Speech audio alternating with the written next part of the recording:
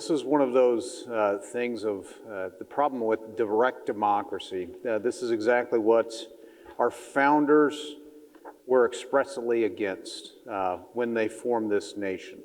We're a constitutional republic with individual representation confined by constitutional restraints of what government can and can't do.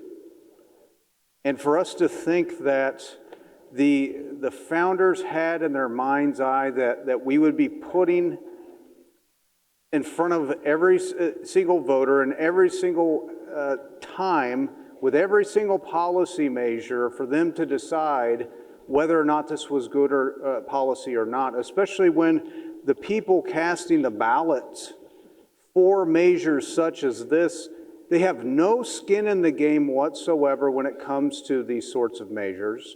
No realization of the detriment or the harm that it may cause to their very own bottom dollar, because they may not even understand what these provisions, what these measures would do to their employer.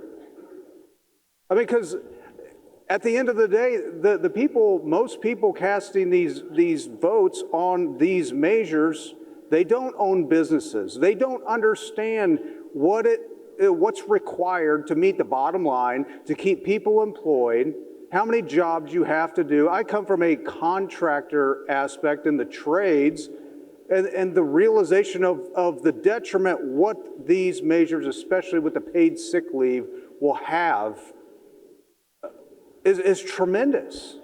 Now, your big guys, of course, they're not going to come out and be against stuff like this. Why? Because they probably already offered these sorts of things. Well, that's part of the free market system and part of the business venture. If they want to get the gainful employment of employees to be a model business, or not even a model business, they want to get the best employees possible, or they want to get the corner on the market, then they offer these things. But the little guys aren't able to absorb these sorts of costs.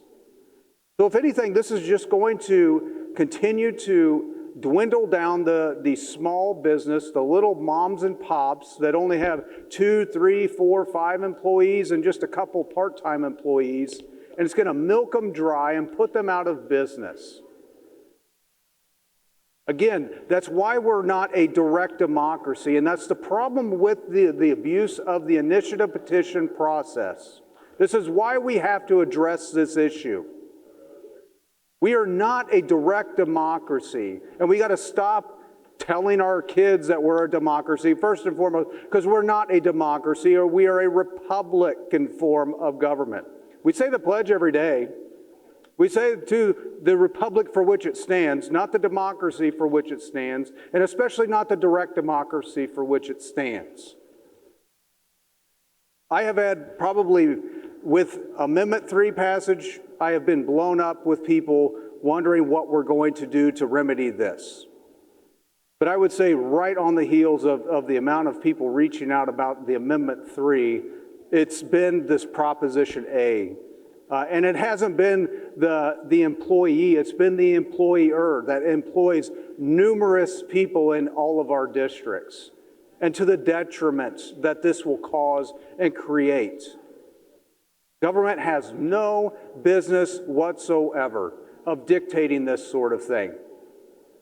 And people can moan and they can groan, but it's the ones that moan and groan are probably not the ones signing the front of the checks that employ the people that are having to bear these costs.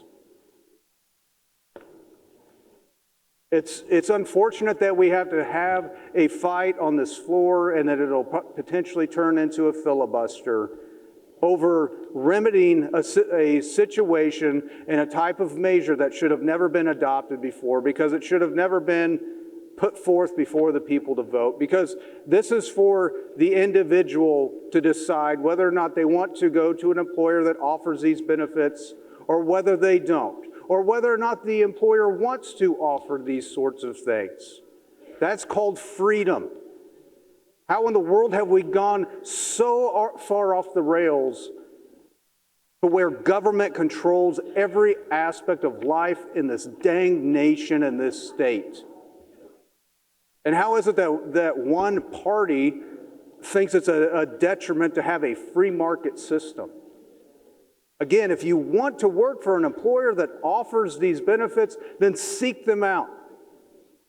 If you want to be the top of the food chain in your market in which you work, then work your tail off and become the best in your market. But it's not the government's job to dictate your wages. It's not the government's job to dictate all these sorts of things.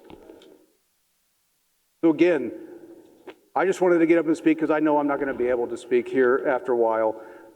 But this is the correct way to do it. We are a constitutional Republican form of government, and that's exactly what we're doing. We're fixing a wrong, a bill of goods that was sold to people who it didn't have any sort of effect whatsoever upon.